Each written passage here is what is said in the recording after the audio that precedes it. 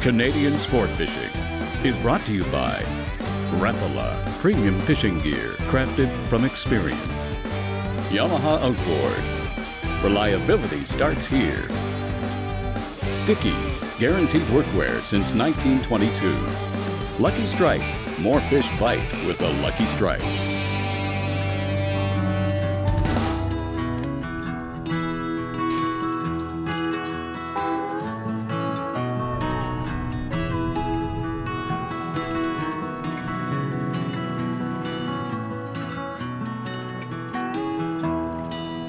All right, Jeff, give him a stick. Oh, Bring him around this side. I'm getting my line on. out of the water. Yep. Okay, what's your guess? I know you've been guiding here for over 20 years. At Sun's Well, Lodge. not quite that much, Italo, but over 15 years? Yep. Am I close? Yep. Okay. What do you think? I'm gonna say this one is Give me gonna a size. a size. Give me a species. Give me a sex. It's a the sex. I'm Male gonna or say is female? probably Yes. a female. Okay. It's a halibut, and it is about. Weight. It's going to be between 28 and 33 pounds. While Jeff is fighting his fish, I just got to tell you that you run an excellent operation. You know, Thanks, we have Tom. traveled since 1987. I have been fishing lodges in British Columbia, from Victoria, the island, the mainland, all the way up to the Queen Charlotte's. What amazes me about Sun's is that you can have the quality of fishing at being at a northern resort off the coast, but you're like half the distance. And you're so easy to get to because we flew from Toronto, Vancouver, Port Hardy. And you're fishing. Port Hardy, we drove to Port McNeill. We saw some bears along the way, met some wonderful people, went to a nice coffee shop, free wireless internet, and then had a nice boat ride, like 15, 20 minutes. Literally, you can come to the lodge, have a nice snack, go out on the water, catch a bunch of fish. It's awesome. One-man show here. Look at this. I gotta. You are good. If you can do you this. grab them, Scott. No, I don't want to do that. Careful, careful. Look at this. Look at this. What a nice gaff job. That is a nice fish. Beautiful. Another beauty eater. We're in the What are they, halibut, guys. We're catching them now. Oh, what a goal. Oh, yeah.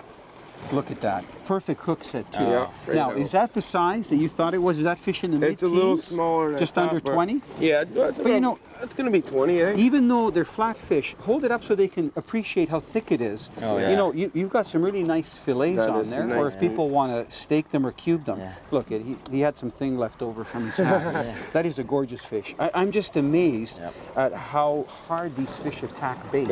Like we're using those jigs and really working them on the bottom. For sure. What a gorgeous They're not fish. just a bottom feeder, they're a predator. Can you hold them up a little bit higher? Yeah, So absolutely. You can Of say course, hi, it's not Mom. that big. You can say hi, Mom, or your girlfriend. This is perfect. You guys are great. This is awesome. Thank you. Okay, you know what? Let's I get think some we more. should get busy again. Let's get some more, guys. Let's get them. Okay. All right.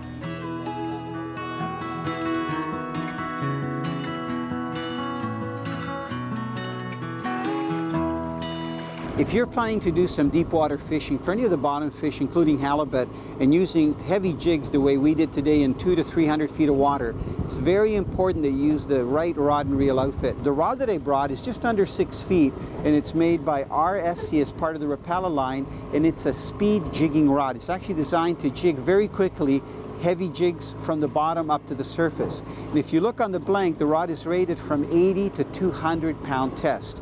Now with this rod, I also have a level wind reel. This reel isn't really designed to cast and retrieve like a bait caster.